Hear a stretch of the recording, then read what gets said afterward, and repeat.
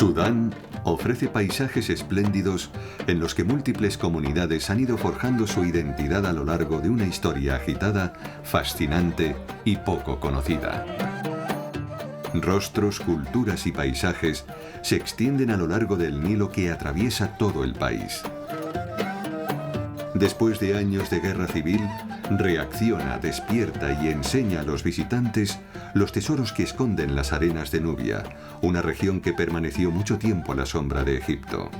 La historia milenaria de este país nos reserva un viaje lleno de hermosos hallazgos.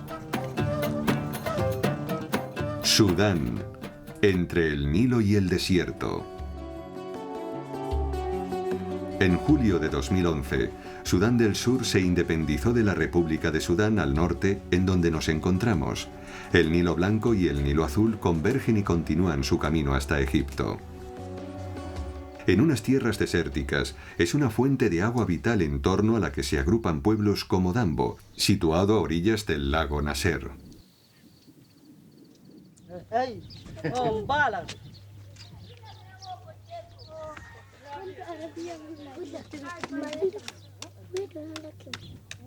Inas agrega una buena capa de tierra a la pared de su vivienda antes del inicio de la estación de las lluvias. Últimamente las tormentas son cada vez más raras.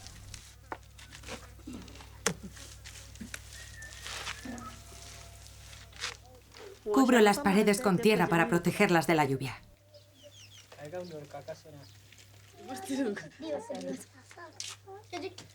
Vive con su madre y sus hijos, lejos de su marido que trabaja en Arabia Saudita. Está realizando obras de ampliación y cuenta con la ayuda de su hermano que vive en la casa de al lado.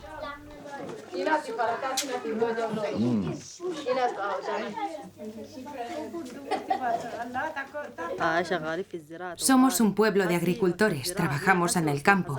Ahora estamos con la cosecha.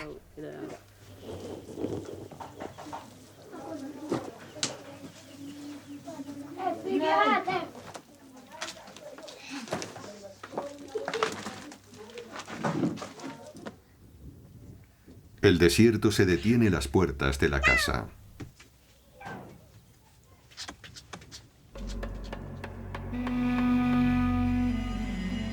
Sudán es el tercer país productor de oro de África.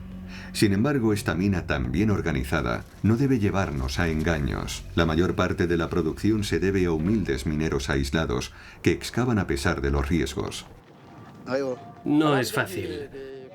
Miren, ahí han puesto rocas para bloquear el acceso.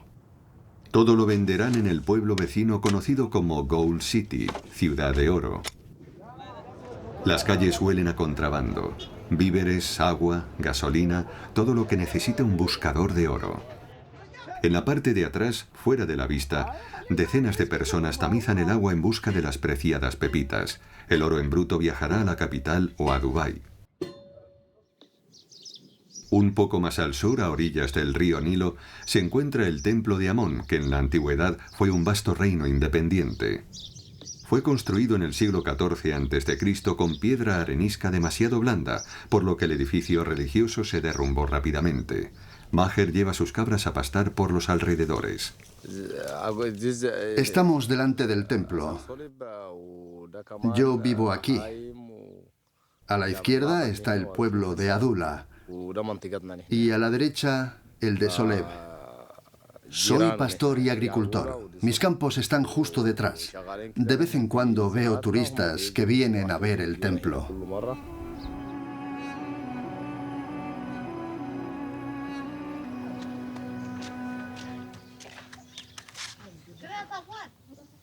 Las casas son muy espaciosas, formadas por habitaciones grandes donde se alojan tanto los miembros de la familia como los invitados. Las pinturas que adornan las fachadas suelen tener connotaciones religiosas.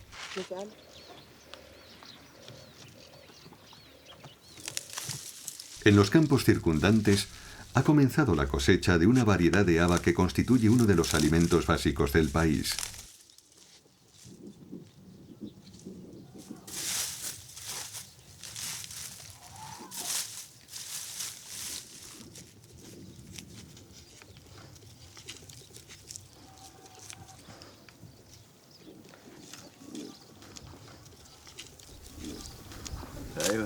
Las habas todavía están verdes, aún no están lo suficientemente maduras. Esperaremos.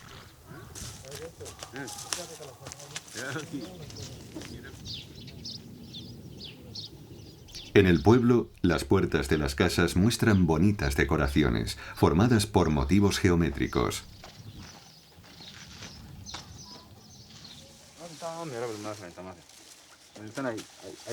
En una tranquila calle, Mamun compra tomates a su vecino que recorre las casas con su pequeño remolque.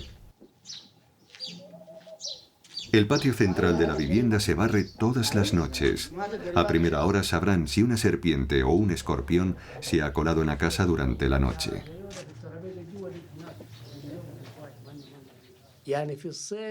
Nuestras casas están hechas de tierra. En verano permanecen frescas, no hace calor. No me gustan las ciudades grandes. Para nosotros no son buenas. No tienen la tranquilidad que tenemos aquí. Nuestra vida gira en torno a la agricultura, no somos funcionarios, disfrutamos de nuestra libertad, es una vida sencilla.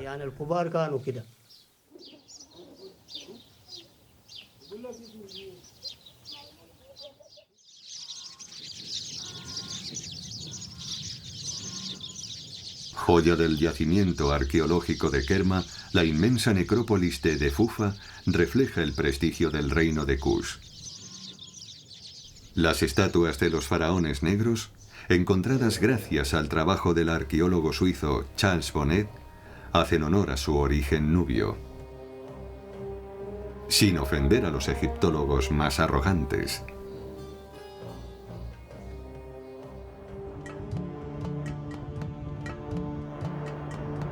La tercera catarata del Nilo presenta formaciones rocosas muy interesantes. Los rápidos se deben a la acumulación de cantos rodados y piedras que obstaculizan el lecho del río. Son 6 cataratas que dificultan y hacen peligrosa la navegación. Los pescadores conocen las corrientes y los puntos peligrosos, así que no dudan en lanzar sus redes en los bajíos. No lejos de allí, las madres conversan a la salida del colegio. Hoy hay más bullicio y alegría de lo normal. Es el último día de exámenes antes de las vacaciones.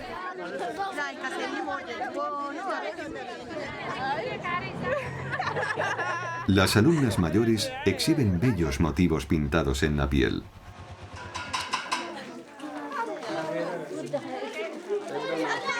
En esta casa, Fatma Abdel Nur, la artista del pueblo, recibe todos los días a su clientela. Antes, los arabescos se hacían con henna, pero con el tiempo la pintura acrílica ha ido tomando el relevo. En principio, una mujer soltera se contenta con un solo tatuaje, mientras que una mujer casada se decora las 2 manos.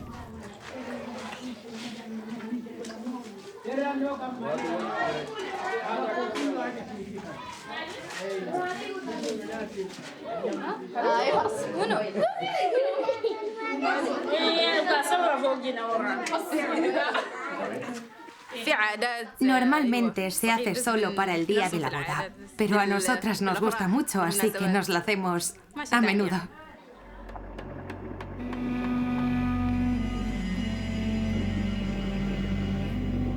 El desierto ocupa la mayor parte del paisaje sudanés. Deshabitado y hostil al oeste, en el centro del país encontramos los macizos rocosos que lo atraviesan.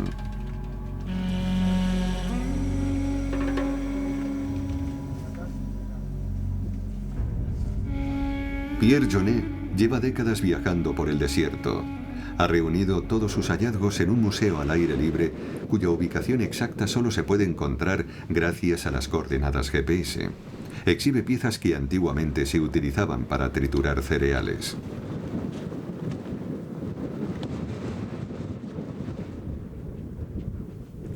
Grandes piedras planas y muelas para moler el grano. Todas estas piezas estaban enterradas en la arena, en un radio de varios kilómetros.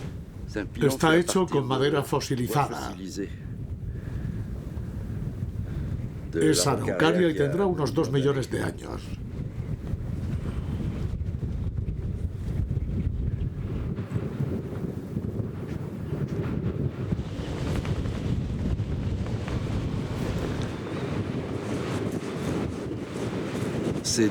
Se trata de muelas que se utilizaban para moler el grano que había en aquella época, como trigo, sorgo, mijo. Esto significa que aquí había un pueblo importante que cultivaba cereales hace miles de años. Quiere decir que el desierto estaba habitado.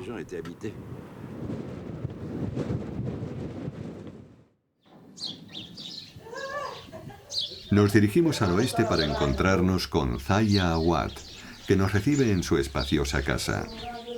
A la entrada hay unas tinajas con agua potable para las visitas. Es una tradición. En verano la temperatura puede superar los 45 grados. Zaya es alfarera. Perdió a su marido en los últimos conflictos. Vive con sus hijos. Su hermano vive justo al lado.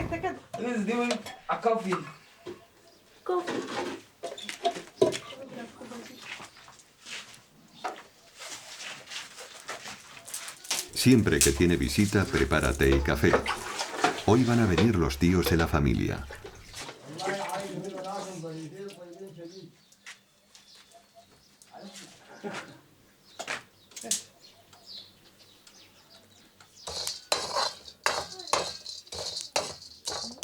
Estoy tostando los granos de café.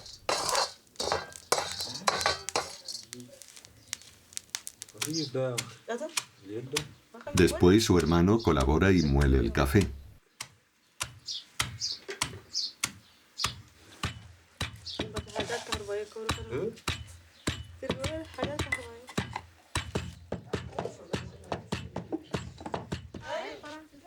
El taller de alfarería está a la sombra de un toldo en otra parte de la casa.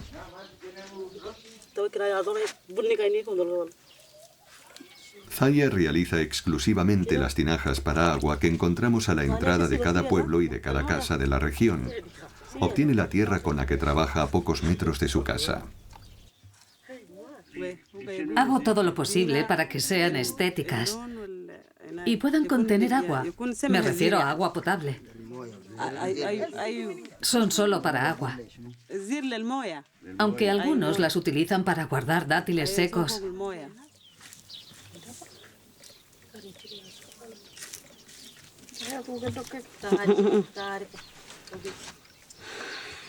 Trabajo todos los días. Hago unas 40 o 50. Algunos días incluso 60. Soy la única que las fabrica. Cuida todos los detalles para lograr tinajas que sean prácticas y a la vez decorativas. Mazorcas de maíz, trozos de madera. Utiliza todo lo que tiene a su alcance con imaginación.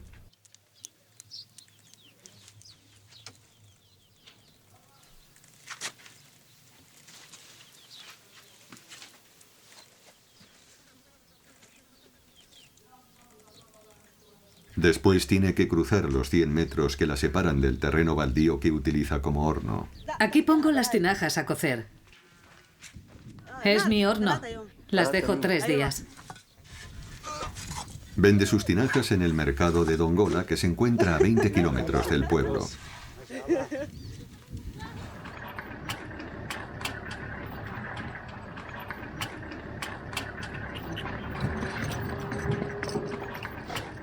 En esta región rural, las plantaciones de tomate se alternan con los campos de habas o de especias. El comino es muy conocido en el país. La cosecha es delicada. Hay que golpear sin mucha fuerza para extraer el grano. Se necesitan horas para conseguir solo unos pocos cientos de granos de comino.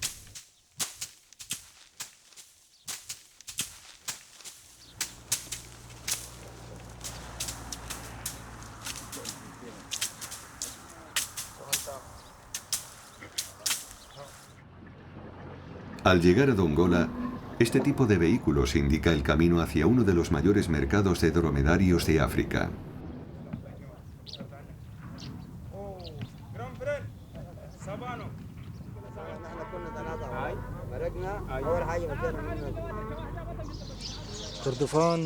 Los dromedarios llegan desde el centro del país y también desde Darfur. Llegan en camiones. Los servicios veterinarios los examinan, los marcan y salen hacia su destino. La mayoría van a Egipto.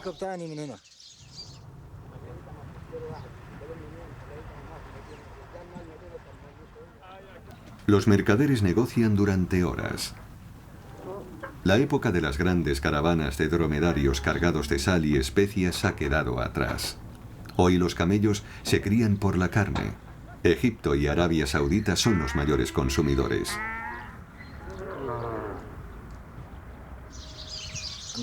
En este mercado, el precio de un dromedario oscila entre 750 y 1000 euros.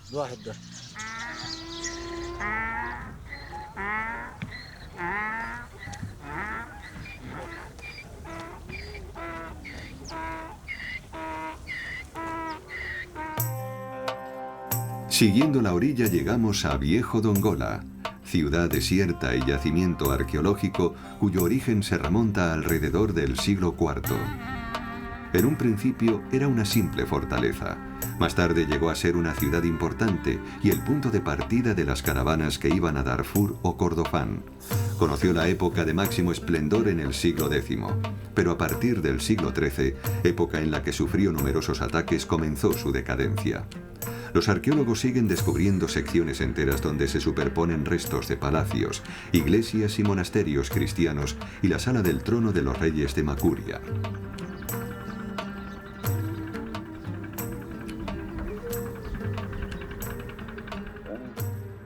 Cerca del yacimiento, Farouk y su familia viven de la pesca y la agricultura.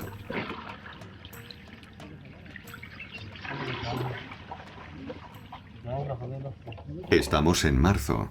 En esta época el río tiene poco caudal y la pesca escasea. Farouk utiliza la red en muy pocas ocasiones. Hay cocodrilos en el agua. Farouk concentra su actividad aquí, en un oasis remoto a las puertas del desierto.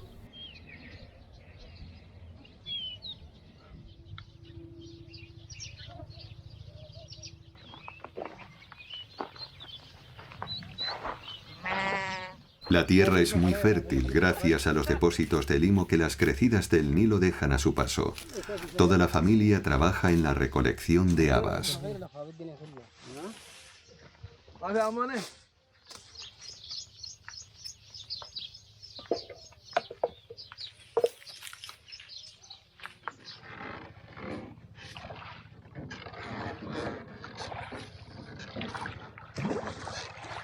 Navegar por aquí requiere fuerza y experiencia.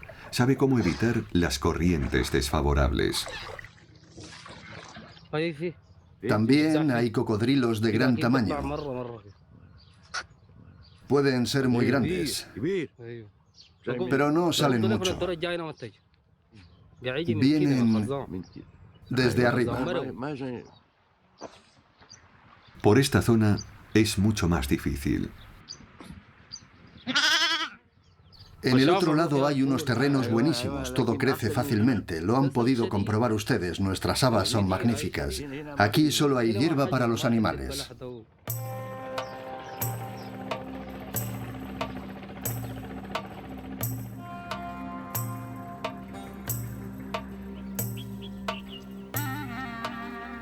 En el pueblo, la familia Abucharra ha invitado a familiares y amigos a un copioso desayuno para celebrar el nacimiento de un niño. En una casa vecina, Khaled espera para poder ensayar con un instrumento tradicional.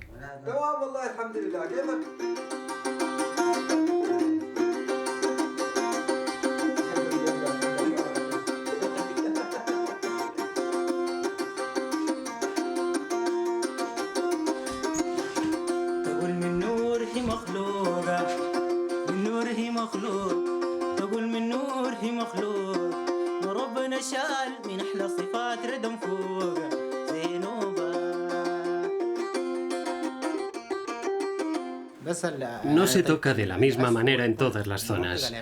Así sería en el norte.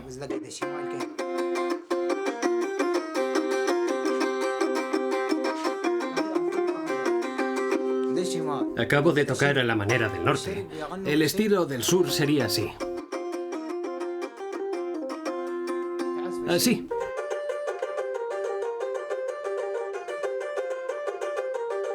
Fundamentalmente toco en bodas, pero también toco cuando me apetece, según el humor que tenga.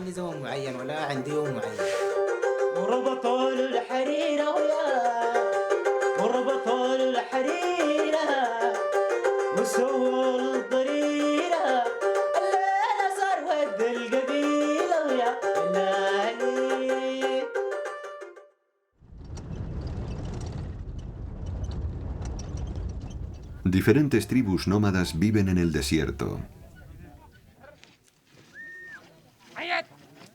Van a buscar agua a un pozo en el que también beben los animales.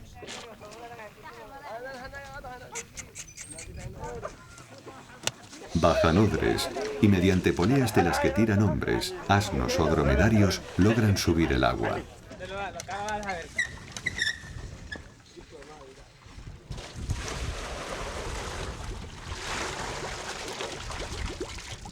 Tiene una profundidad del tamaño de 25 hombres.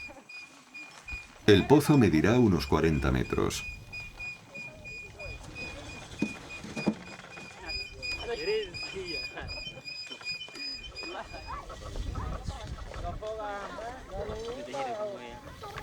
Todos los días vengo en busca de agua.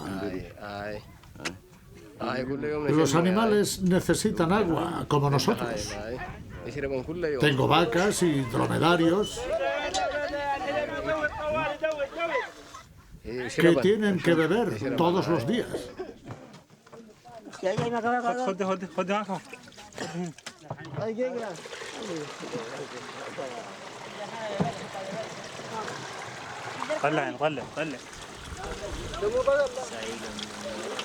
En marzo se pueden soportar los 37 grados de temperatura, pero a finales de abril la temperatura superará los 45 grados. Antes de la aparición de las garrafas de plástico, los nómadas transportaban el agua en odres de piel de cabra. La operación está muy bien organizada. Cada rebaño debe esperar su turno. Los animales no se mezclan.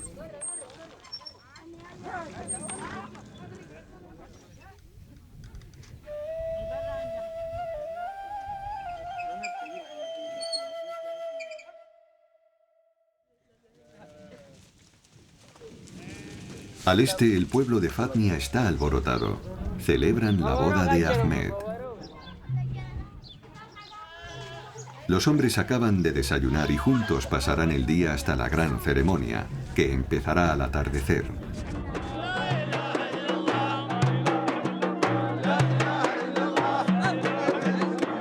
Durante todo el día, el joven Ahmed Tayeb, de 17 años, será homenajeado por sus compañeros.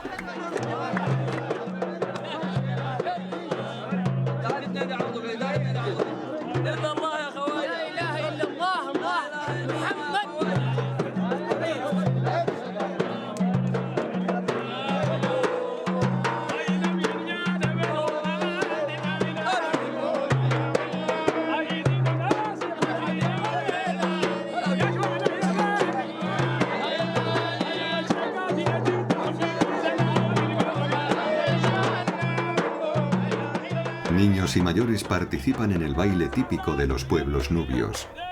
El salto frente a frente simboliza el orgullo y la dignidad.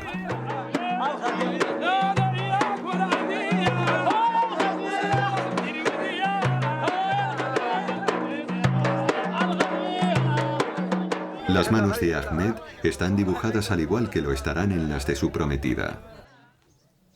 De momento, las mujeres no participan en la celebración. Hasta que no llegue la novia, no se sumarán a la fiesta.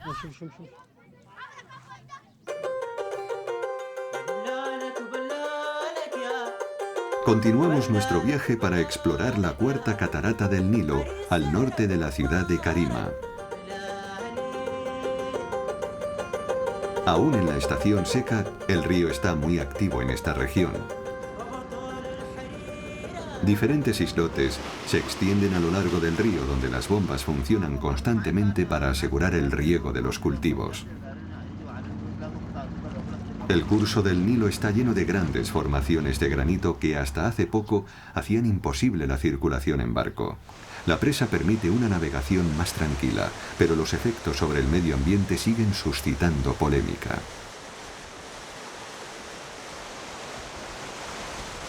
En la actualidad, las cataratas no han desaparecido, pero son mucho menos agitadas. En cambio, cuando la crecida es abundante, el nivel de agua sube varios metros haciendo que el río sea muy peligroso. En las islas cercanas cultivan frutas y hortalizas. En una de las más grandes viven unas 100 personas.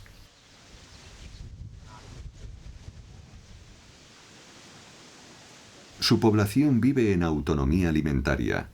No hay puentes, ni coches, ni vehículos agrícolas. El transporte se realiza en barco. En los terrenos después de cosechar, se volverá a plantar.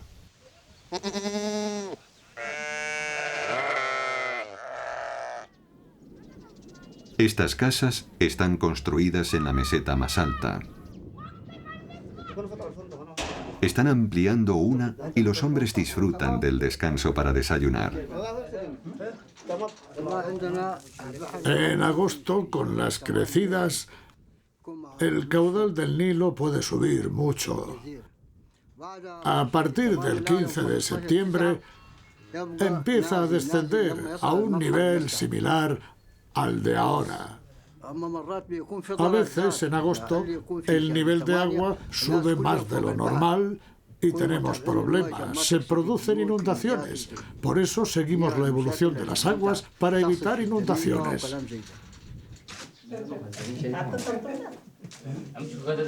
A pesar de estas limitaciones, la familia siente que vive en un lugar privilegiado.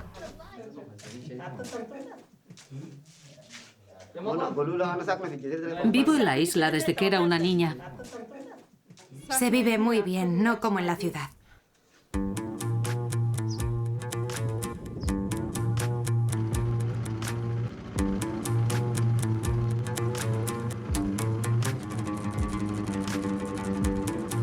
Las rocas erosionadas por la corriente dan una idea del poder del agua.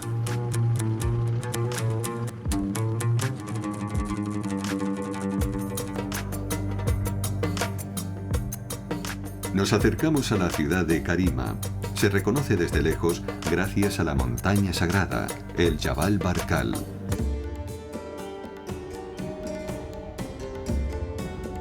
En la antigua capital del reino de Kush, sus reyes nubios reinaron bajo el imperio de Egipto, adoraban al dios Amón y creían que la montaña pura era su morada.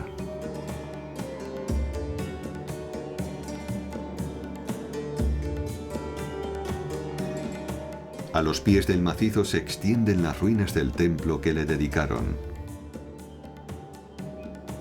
Grandes palmerales bordean las orillas del Nilo, donde se cultivan dátiles y cereales.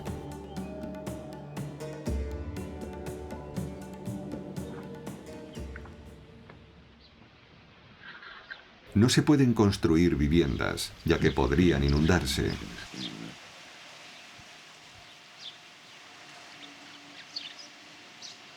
Protegidos del desierto, estos auténticos oasis conservan métodos de cultivo rudimentarios.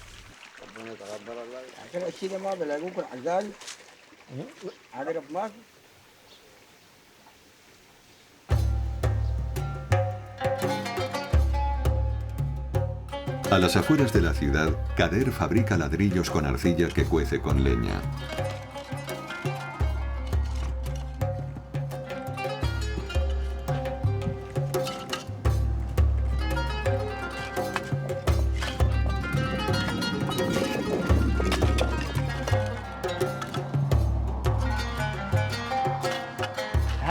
Hay miles de ladrillos por cocción. Después se retiran los que se han roto.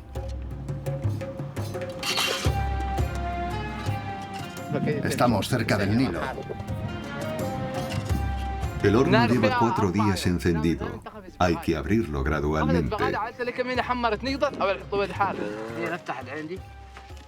La chimenea está situada en la base, cuidadosamente sellada.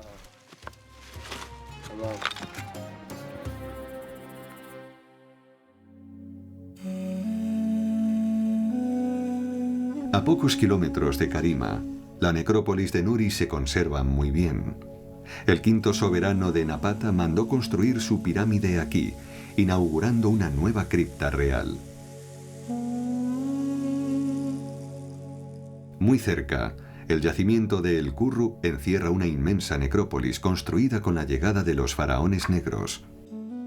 Esta dinastía tomó de los egipcios los rituales funerarios y la forma piramidal de las tumbas.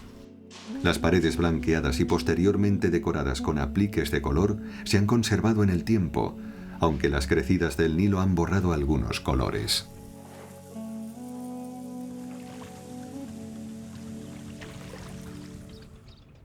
No es fácil cruzar el río. En ausencia de puente, se realiza mediante unos transbordadores, pero requiere algo de paciencia.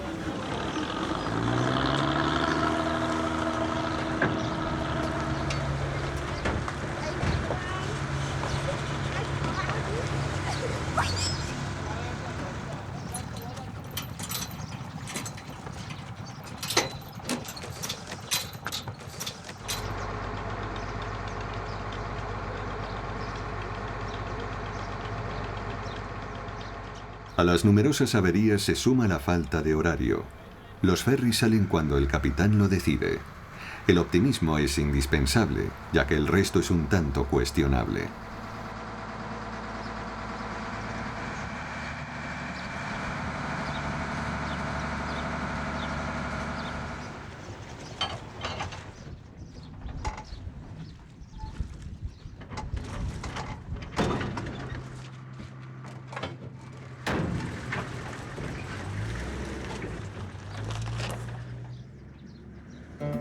Siguiendo la ruta descubrimos paisajes verdes como estos huertos llenos de pomelos y naranjas.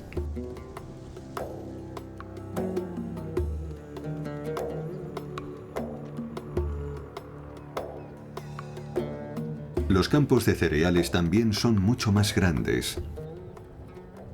La azada, herramienta esencial, siempre se ha utilizado en estos campos. Se utiliza tanto para el mantenimiento de los canales de riego como para plantar o podar. Aquí se cultiva caña de azúcar, trigo, maíz y sorgo.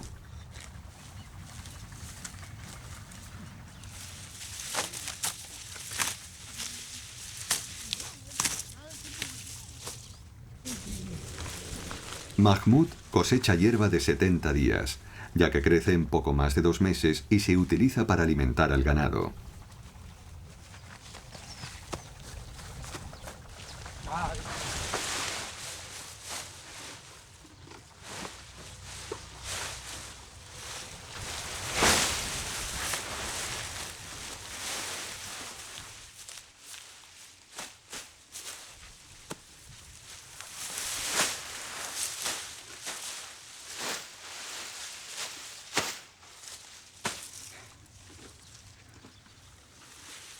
Tenemos comida para los animales.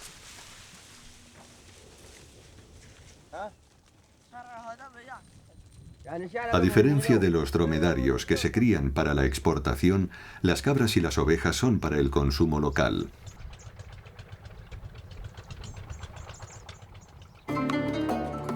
Regado por el Nilo, el suelo es de tal calidad que basta un poco de paciencia para que todo crezca. La agricultura representa gran parte de las exportaciones del país. Un milagro diario teniendo en cuenta el lugar que ocupa el desierto en Sudán.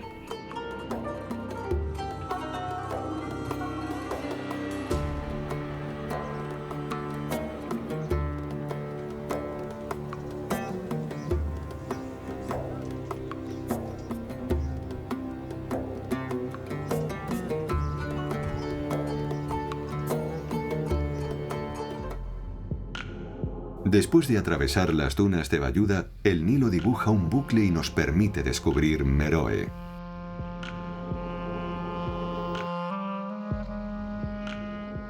La antigua ciudad de Nubia fue la capital de un reino tardío.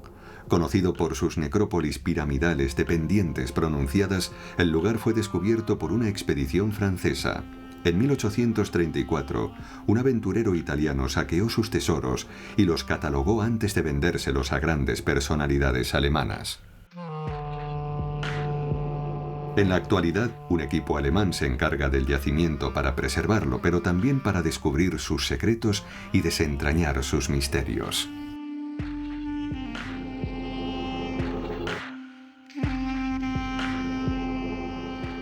Tras 6 semanas en el desierto, los arqueólogos serán relevados por un nuevo equipo.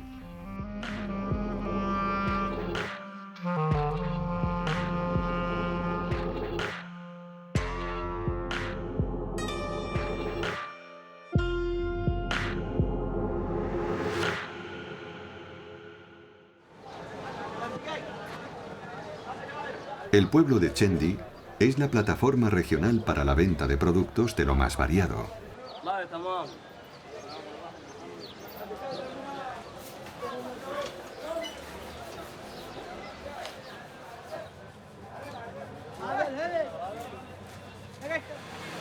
Los habitantes van al bazar tanto para vender una cabra como para moler su producción de cereales.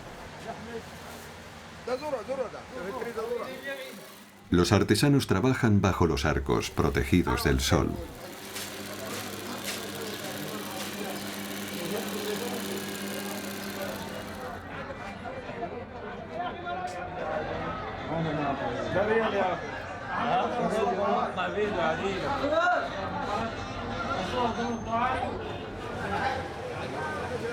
El servicio de té es una escena que no puede faltar. Es una oportunidad para ponerse al día de las últimas noticias en un ambiente agradable. El país es un gran consumidor de té que llega desde Kenia.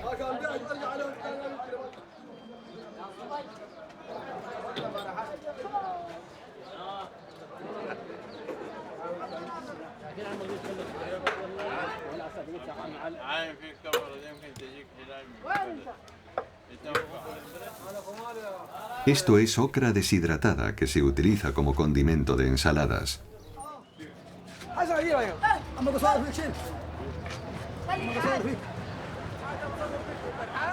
Viendo la variedad que ofrecen los puestos, ya no cabe ninguna duda sobre la fertilidad de las riberas del Nilo.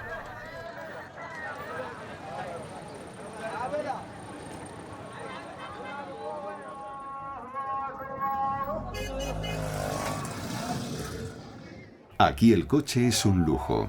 Para moverse, lo mejor es el tuk-tuk o las carretas, mucho más económicas.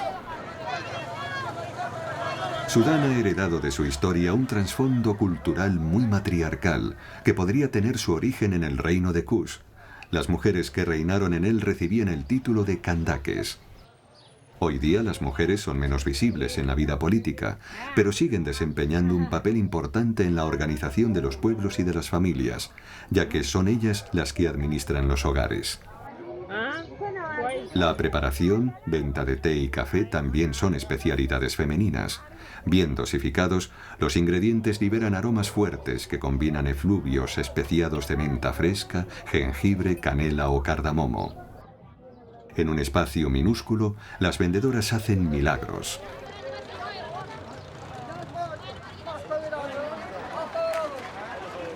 Cuando ha terminado el mercado, la gente se apiña en el transporte público abarrotado para llegar a los pueblos.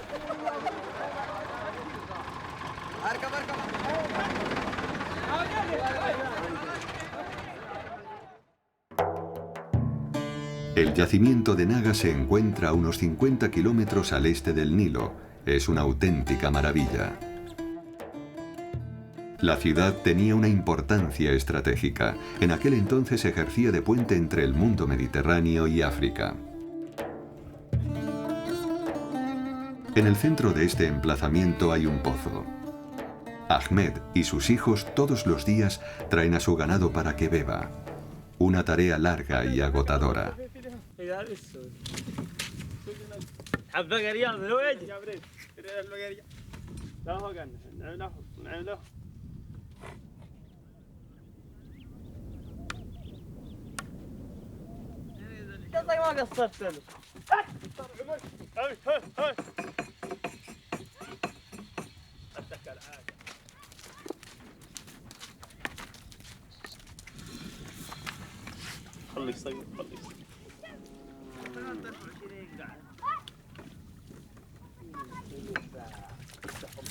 Echan el agua en una pileta que sirve de abrevadero. Al ver la distancia que recorre el burro para subir el odre, podemos hacernos una idea de la profundidad del pozo.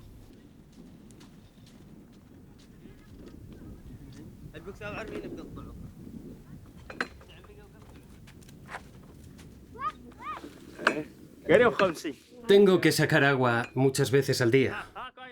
El pozo tiene casi 1 metro de profundidad.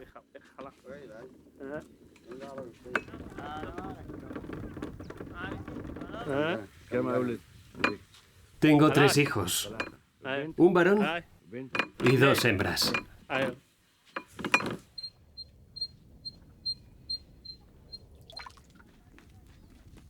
Después de tantos esfuerzos, por fin pueden beber las vacas.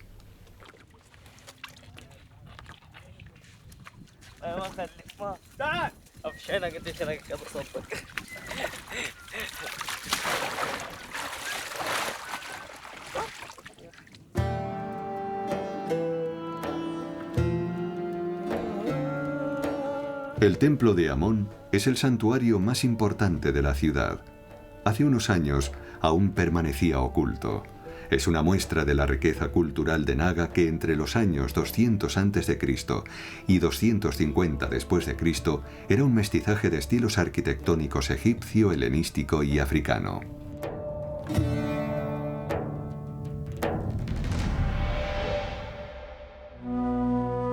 Massawarat es un gran complejo de templos. Data del período meroítico, es decir, del siglo III a.C., y tenía varias funciones. Era un lugar dedicado al comercio de colmillos de elefantes.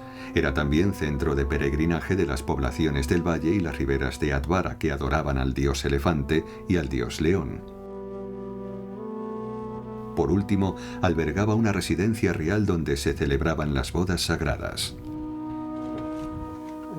Nuestra civilización es más antigua que la egipcia. El rey que construyó el Templo del León está representado por todas partes. Fue en el siglo III antes de Cristo.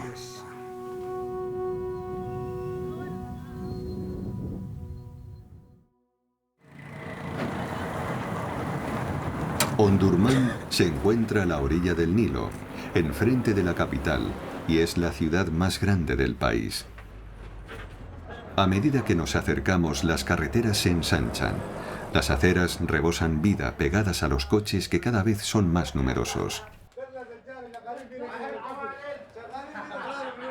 El pan es el alimento básico, aunque no siempre es fácil adquirir harina por las fluctuaciones económicas.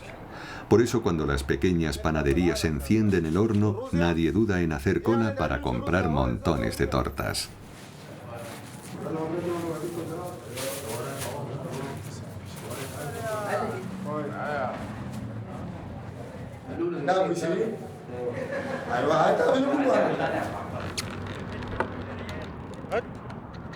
Asistimos a la elaboración del aceite de sésamo. Es muy apreciado en la cocina local. En el centro, una prensa en rotación tritura el grano gracias al esfuerzo de un dromedario.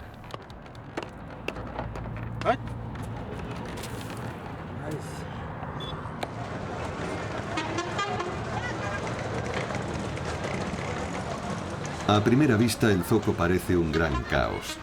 Sin embargo, los puestos están muy bien organizados. Cada vendedor tiene su lugar y los asistentes no tienen más que seguir un camino marcado. El sándalo y la acacia con fragancias químicas son una alternativa al incienso natural, que suele ser muy caro. Una vez colocadas desprenden aromas cautivadores.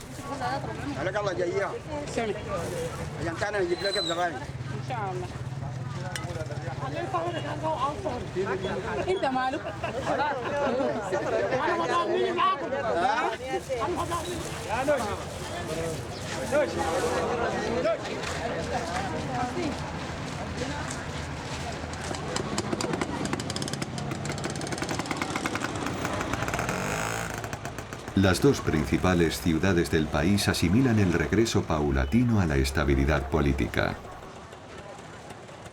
Mientras llega la recuperación económica, recurren al ingenio.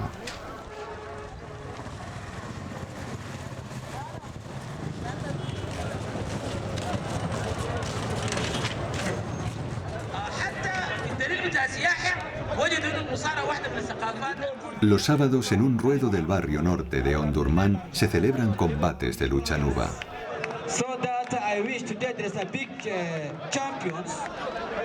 La presentación de los atletas se acompaña de provocaciones que forman parte del evento. El objetivo es sencillo, derrumbar al adversario y que quede tumbado sobre la espalda.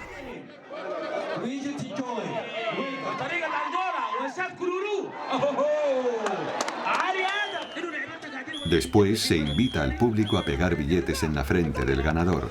Es una forma de expresar su satisfacción. Los torneos de lucha nuba son anteriores a los de la lucha griega. Parece ser que fueron los arqueros nubios alistados en el ejército egipcio quienes instauraron la tradición. En la actualidad, la lucha se practica en la zona de Kordofán.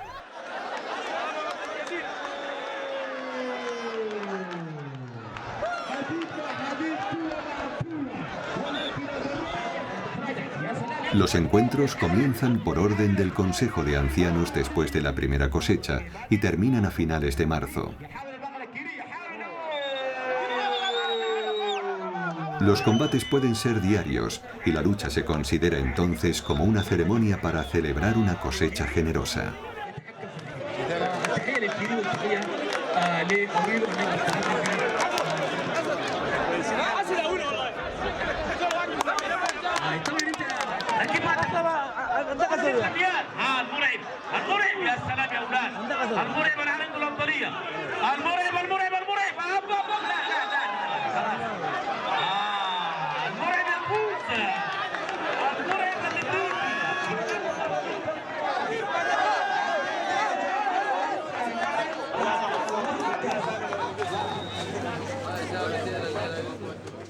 El Gran Bazar está dividido para diferenciar los productos alimenticios de otros.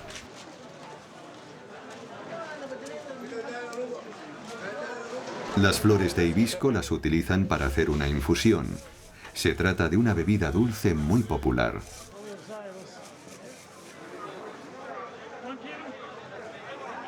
Los sudaneses prefieren consumir los dátiles secos.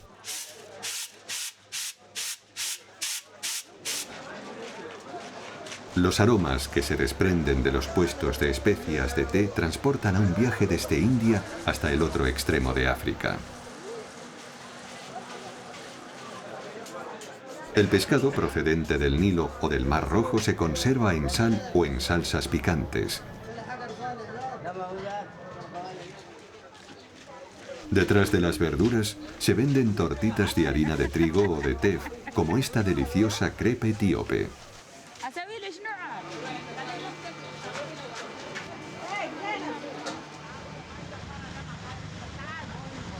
El oro que se extrae en el norte se utiliza para hacer collares, cadenas y pulseras. En Sudán es costumbre que las novias lleven oro el día de su boda, una bendición para los comerciantes.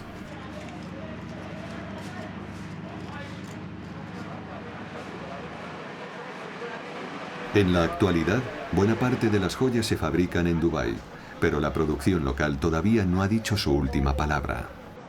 En las trastiendas, los artesanos transforman las viejas sortijas en pendientes.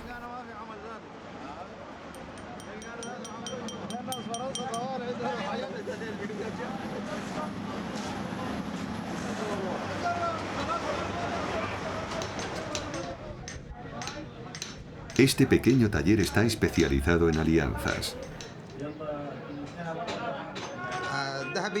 El oro procede del norte de Sudán. Yo lo compro aquí, en el barrio, y después lo trabajo. Cuando una chica va a casarse, el futuro marido tiene que comprar las alianzas.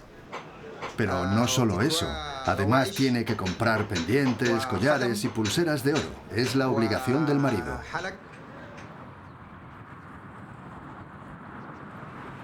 Incluso en medio del área metropolitana de Jartum, las orillas del Nilo siguen siendo muy fértiles. Los agricultores siempre han cultivado la mínima parcela, especialmente en épocas agitadas. La oferta es abundante y de calidad. En medio de la capital convergen el Nilo Blanco, a la derecha procedente de Uganda, y el Nilo Azul, a la izquierda, que viene de Etiopía. Cuando hay crecidas, el contraste entre los afluentes es aún mayor.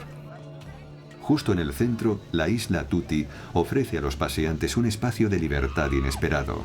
En la estación seca, los bancos de arena forman una larga playa en la que juegan los niños y por la que pasean los adultos.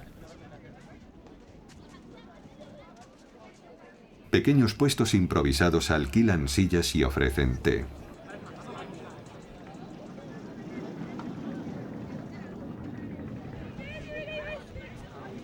Con estas refrescantes imágenes dejamos Sudán. Sus impactantes paisajes, sus templos, sus ciudades cargadas de historia, así como su gente y sus tradiciones, hacen que ya estemos pensando en repetir la experiencia.